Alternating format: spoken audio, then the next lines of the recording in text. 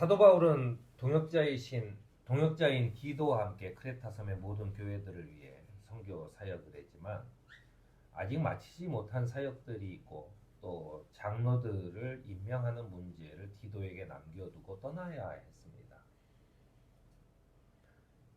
그래서 바울은 중요한 임무를 수행하고 있는 디도에게 그리스도인의 희망에 대한 말씀을 전하는 편지를 보내게 됩니다. 그게 디도서죠. 바울은 디도에게 보낸 편지를 통해서 교회 직분자들에 대한 자격과 진리를 가르치는 것에 대해서 강조합니다. 그래서 그리스도교는 모든 직분자를 세울 때 항상 이 디도서를 참고해서 세우게 되죠. 그것은 이제 우리가 청지기라고 말하는 그런 그 직분자들에 대한 그런 그 직분자들이 가져야 될 그 자질이나 또 그 자격이나 이 모든 것을 또 해야 될 일이라고 하는 이 모든 것을 이 디도서를 통해서 바울이 정하고 있는 겁니다. 바울은 디도를 통해서 디도를 도와줄 그런 장로, 직분자죠. 청지기들에 대해 15가지 다양한 자질들에 관한 이야기를 합니다. 여러분들이 참고로 디도서 1장 6절에서 9절까지를 읽어보시면 좋겠네요. 바울은 여기에서 특별히 장로가 결혼한 사람이어야 한다고 말하지는 않지만 그 사람의 가정 생활에 대해서 여러 가지로 얘기를 합니다. 가정 생활이라는 것은 이제 가족이라는 게 아버지도 있고 어머니도 있고 자식도 있고 또 부모도 있고 이런 관계인 거죠. 그래서 여러 가지 그 가정 생활에 있어서 그 사람이 가정 생활을 하는 걸 보면 그 사람의 능력과 인격을 증명한다라고 바울은 이야기를 해요. 이게 지금으로부터 2000년 전에 있었던 일이라고 생각을 해보면 사실은 그 당시로서는 상상을 못할 굉장히 그 혁명적인 일입니다. 지금이야 가정생활에 대한 수많은 그 이야기들이 있죠. 그런데 2000년 전에는 심지어는 온 식구가 한 가장의 소유물처럼 그렇게 여겨지던 시대도 있었습니다. 그걸 생각해 본다면 바울의 이 권면이 정말로 바울의 생각이 아니라 하느님의 그런 말씀에서 나오는구나라고 하는 것을 느낄 수가 있게 되는 거죠. 그것은 이런 겁니다. 부부간에 서로 방탕한 생활을 해서도 안 되고 자녀들도 자기 쾌락과 허탄한 삶으로 무분별하게 살아서 비난받지 않아야 한다고 강조합니다.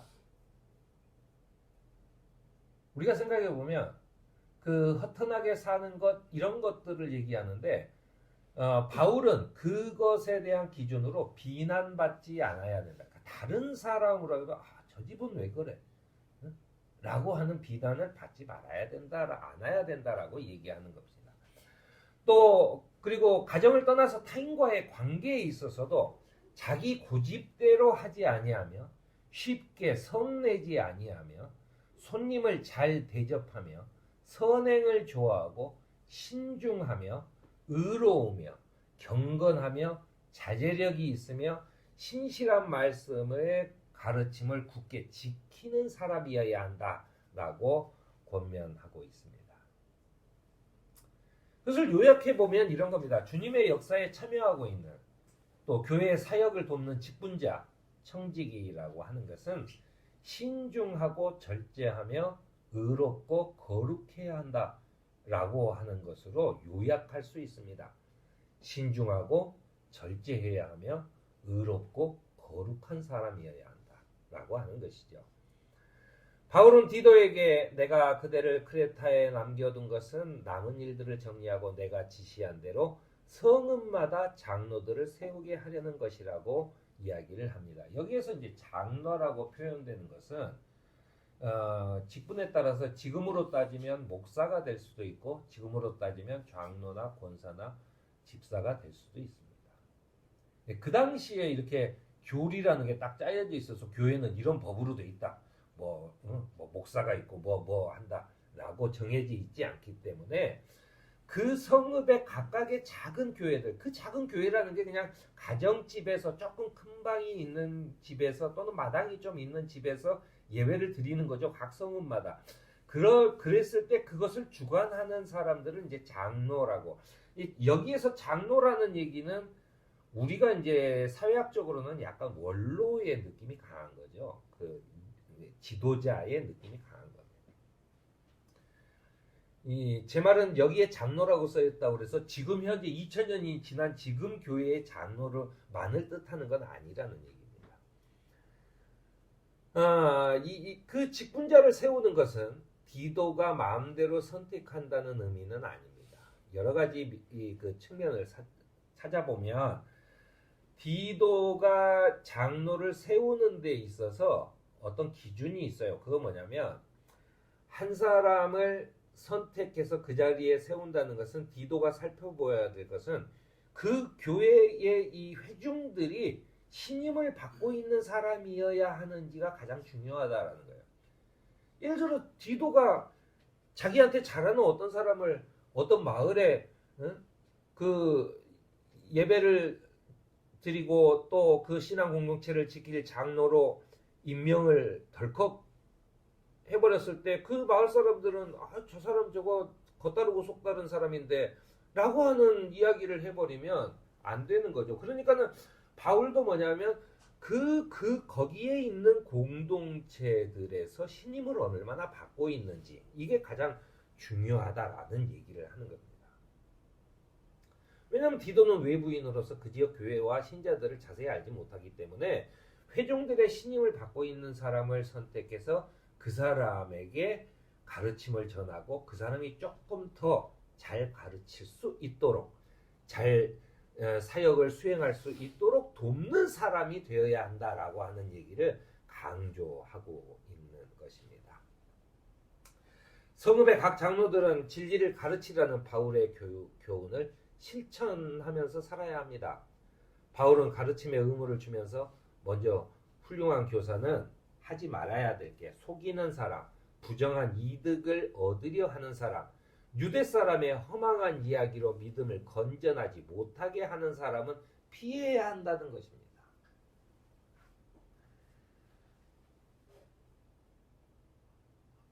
그리고 그 사람은 그 직분자로 뽑지 말아야 된다라고 하는 것을 떠나서 그 공동체에서 배척하라고까지 이야기를 합니다. 왜냐하면 그런 사람은 가증하고 완고한 자들이어서 전혀 선한 일을 하지 못하는 사람이기 때문에 그 공동체에서 배제하는. 그러니까 공동체를 지킨다고 하는 것은 그 사람들이 열심히 일을 하고 또 하느님을 믿고 자기 삶에 충실하고 선을 행하고 하는 여러 가지도 중요하지만 거기에서 분파를 일으키고 거기에서 문제를 계속 일으키는 사람은 그 공동체에서 제외해야 돼. 배척해야 된다는 것도 함께 가르치고 있는 겁니다. 그 배척해야 될 사람은 누구냐? 어리석은 논쟁, 족보 이야기, 그리고 분쟁과 율법에 관한 싸움을 하고 있는 사람들입니다. 이런 거죠. 믿는 사람은 뭘 하면 안 돼 라고 하는 거죠. 그게 성경에 나와 있는 것도 아니고 뭣도 아니에요.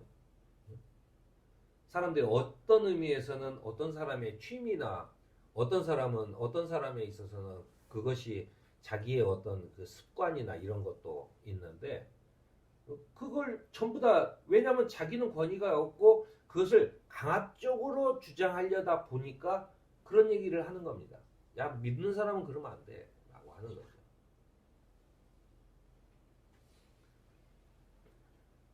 그런 것들을 자꾸 일으키는 사람을, 분파를 일으키는 사람은 한두 번 타일러 본 뒤에 말을 안 들으면 배제시키라고 하는 것이 바울의 가르침입니다. 이게 굉장히 중요해요. 교회는 이 사람 저 사람을 끌어모아서 그렇게 해서 그냥 거기에서 서로 싸움이 일어나고 뭐 해도 하느님 성전에선 그러면 안 돼. 서로 사이좋게 지내. 이게 무슨 유치원 선생님도 아니고 요즘엔 유치원 선생님도 그렇게 안 합니다. 그렇게 하는 것은 아니라는 거예요. 바울은 2000년 전에 이미 그랬어요. 바울은 디도에게 이렇게 얘기하면 그대는 건전한 교훈에 맞는 말을 하라고 강조하면서 가르쳐야 할 것을 제시하는데 이런 겁니다.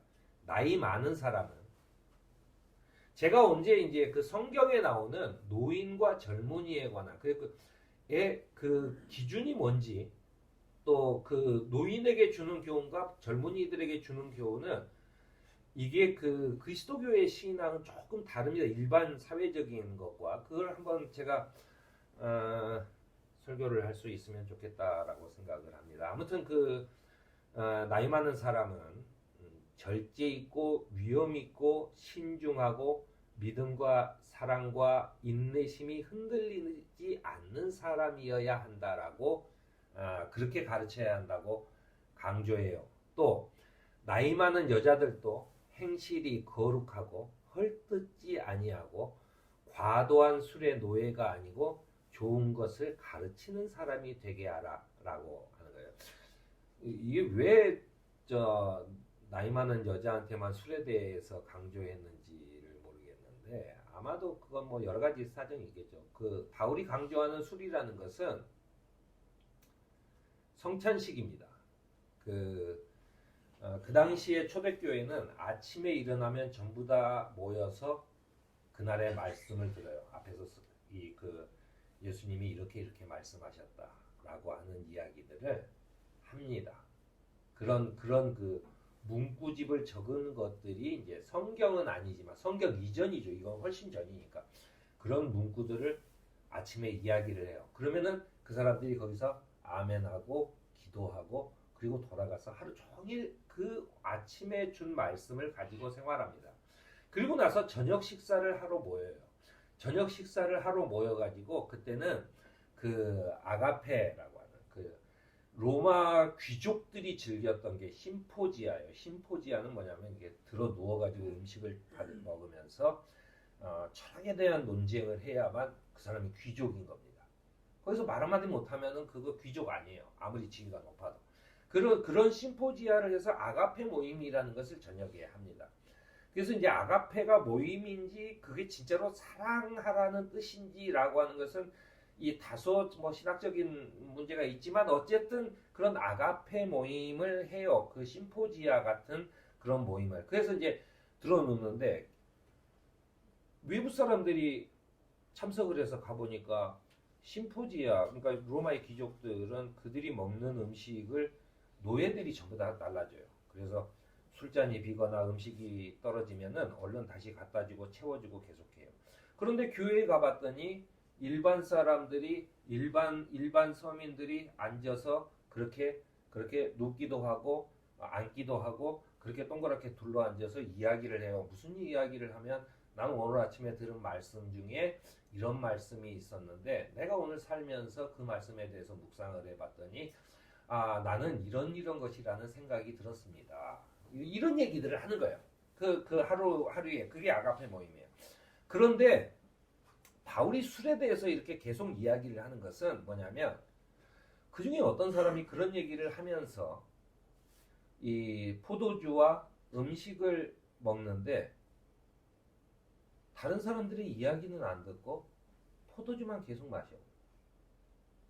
그래서 뭐냐면 취해가지고 대화 중간에 자버리거나 가버리거나 그래서 과도하게 술을 마시지 말라는 이야기는 뭐냐면 너 그렇게 술 마시면은 뭐 고혈압 걸리고 이런 게 아니라 아가페 모임을 끝까지 네가 있을 수 없다는 거예요. 아가페 모임을. 거기에서 다른 사람이 그 말씀을 가지고 어떤 삶을 살았는지를 이야기하고 거기에 대해서 서로 이야기하는 그 시간에 옆에서 자버리면 그 사람은 거기 있지만 거기 있지 않은 사람이잖아요. 그 술에 대한 바울의 강조는 그겁니다. 술 취하지 말라라고 하는 얘기도 하고 술에 인베끼지 마라. 늘상 오면은 포도주만 마시고 자는 사람이 있어요. 그런 사람은 안 되는 거예요. 그 인이 박힌 사람, 알코올 중독 같이 이렇게 된 사람은 안 되는 겁니다. 왜냐하면 그것을 먹고 마시는 것은 예수 그리스도가 우리에게 이렇게 하라고 하신 성찬식이 원류인데 그것을 하면서 그냥 자기 혼자 먹고 취해가지고 자버리거나 집에 가거나 사고 치거나 남을 비난하거나 이렇게 돼버리면 안 되는 거죠. 그런 사람을 물리치라고 하는 얘기를 하는 겁니다. 어쨌든 젊은 여자들도 신중하고 순결하고 집안 살림을 잘하고 어진 사람이 되어야 하느님의 말씀이 비방받지 않을 것이라고 얘기합니다. 이게 뭐냐면 살림살이를 이제 뭐 젊은 여자들, 그러니까 이제 노인이 아닌 젊은 여자들이 하는 거죠. 비방받지 말아야 된다는 거예요. 그 사람의 하는 일들이 그 가정이 비방받지 않아야 된다는 이야기를 하는 거죠. 젊은 남자들의 권에서는 신중한 사람이 되게 해라라고 얘기합니다. 아마도 이 젊은 남자들의 가장 큰 문제는 아마도 교회 안에서 발끈하고 싸움이 일어나는 그런 문제가 가장 컸던 것 같아요. 어쨌든 좀 신중한 사람이 되라라고 하는 이야기를 합니다. 또 기도에 대해서도 그대는 모든 일에 선한 행실에 모범이 되십시오. 가르치는 일에 순수하고 위엄이 있는 태도를 보여야 합니다. 책 잡힐 데가 없는 건전한 말을 하십시오. 그래야면 반대자도 우리를 걸어서 나쁘게 말할 것이 없으므로 부끄러움을 당할 것이라고 권면하고 있는 겁니다. 여러분 이번에도 비행기 사고가 일본에서 났어요. 비행기 사고가 나면 승무원들은 그 순간에 반말을 하게 돼 있습니다. 명령하죠. 앉아! 이렇게 얘기합니다. 그래서 뭐냐면 즉각적으로 들어야 되기 때문이에요. 비행기 사고라고 하는 것은 한순간에 모두 다 죽을 수도 있고 그렇기 때문에 앉아! 일어서지 마! 이렇게 반말로 아주 강력하게 하게 돼 있습니다. 그게 매뉴얼에 나와 있어요. 이 디도에게 보내는 그것은 뭐냐면 순수하고 위엄 있는 태도, 가르칠 때 있어서 가르칠 때만큼은 위엄 있게 가르쳐야 된다는 거예요. 이것도 이렇게 하면 좋지 않겠니? 라고 하는 것은 아니라는 거예요. 그것은 이 배우는 사람이 선택의 여지가 없는 거예요. 이렇게 해야 한다라고 얘기하는 거죠. 그리고 책 잡힐 데가 없는 건전한 말만 하라고 합니다. 그래야 반대자들도 우리를 걸어서 나쁘게 얘기하지 않을 거라는 얘기죠. 그러면서 사도 바울은 이렇게 얘기합니다. 다들 뭐 누군가가 원래 인격적으로 훌륭해서 또 그걸 타고 나서 갑자기 뭐가 그렇게 되진 않아요. 그러면서 이렇게 얘기합니다. 우리도 전에는 어리석고 순정하지 아니하고 미혹을 당하고 온갖 정욕과 향락의 종노릇하고 악의와 시기심을 가지고 살고 남에게 미움을 받고 서로 미워하면서 살았다라고 고백을 해요. 우린 다 그런 사람이야. 내가 특별히 훌륭해서 하느님이 나를 선택한 것이고 내가 훌륭해서 내가 교회 안에서 남에게 이래라 저래라 하고 얘기할 수 있는 게 아니라 나도 예전에 이 사람들과 똑같은 사람이었어. 나도 아주 흠집이 많고 그런 사람이었어요. 그러나 우리 구주이신 하느님께서 그 인자하심과 사랑하심을 나타내셔서 우리를 구원하신 것은 우리가 행한 의로운 일 때문이 아니라 그분의 자비하심을 따라 거듭나게 씻어주심과 성령으로 새롭게 해주심으로 말미암은 것이라고 강조합니다. 우리가 예전에는 똑같아요. 똑같은 사람이었는데 우리가 하느님으로부터 씻음을 받고 새롭게 해주시는 성령으로 내가 새로워졌을 때 나는 복음을 전할 수 있게 된다라고 하는 얘기입니다. 그러면서 바울은 이렇게 얘기합니다. 하나님께서는 이 성령을 우리의 구주이신 예수 그리스도로 말미암아 우리에게 풍성하게 부어 주셨습니다라는 거야. 그분의 은혜로 의롭게 돼요. 우리는 그분의 은혜로 의롭게 돼서 영원한 생명의 소망에 따라 상속자가 되었다는 거야. 악마의 자식이었다가 하느님의 자식이 된 겁니다. 내가 그전에는 죽을 인생을 살았다가 예수 그리스도로 말미암아 죽어버리고 말았어요. 왜냐하면 내가 이렇게 입양 가듯이 이렇게 가는 게 아니라 그리스도의 신앙은 내가 이전에 쫓고 살았던 것에 노예가 됐던 우상 숭배, 우상들을 섬기며 살았던 것에서 완전히 죽어버리는 상태, 내 생명이 끊어진 상태를 세례라고 얘기합니다. 완전히 끊어진 상태에서 새롭게 태어나서 나는 하느님의 상속자가 된 거죠. 그러니 나는 이제 하느님의 자식이에요. 상속자예요. 내가 그 위협과 기업을 물려받을 상속자예요. 이 상속자가 됐는데 내 습성이, 내가 죽기 전에 그 습성이 남아서 나는 자꾸 그런 그 악의 노예가 다시 돌아가는 것을 사도 바울은 경계하는 겁니다. 그러니까 여러분들이 이걸 잘 아셔야 돼요. 우리가 예수님을 믿고 구원을 받았다고 해서 우리가 끊임없이 무언가를 해서 내가 차곡차곡 마일리지를 쌓아야만 하느님의 자녀가 되는 어떤 것이 되는 게 아니라 이미 단 한순간에 나는 세례받음으로 그쪽 집안에서 완전히 죽은 사람이 됐다가 이제 나는 예수 그리스도로 말미암아 하느님 집안에서 다시 태어나서 나는 새로운 사람이 됐어요. 사도 바울이 이렇게 해라고 하는 이야기는 이걸에서 마일리지를 쌓라는 게 아니라 기존에 있던 그 집안으로 다시 돌아가지 말라는 얘기예요.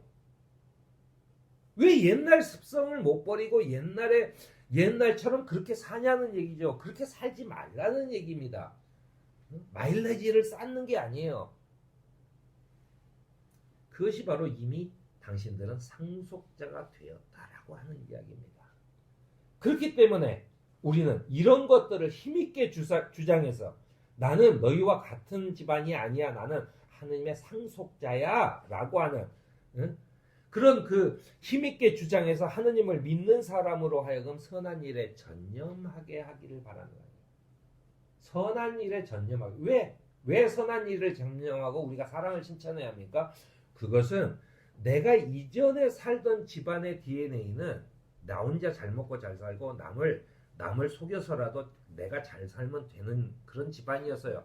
그런데 이제 나는 어떤 집안이냐 하면 내 목숨을 다 던져서라도 그 사람을 사랑하고 그 사람을 건져내려고 하는 그런 예수 그리스도를 닮은 집안으로 이제 바뀌었어요. 입양된 게 아니라 새로 태어났어요.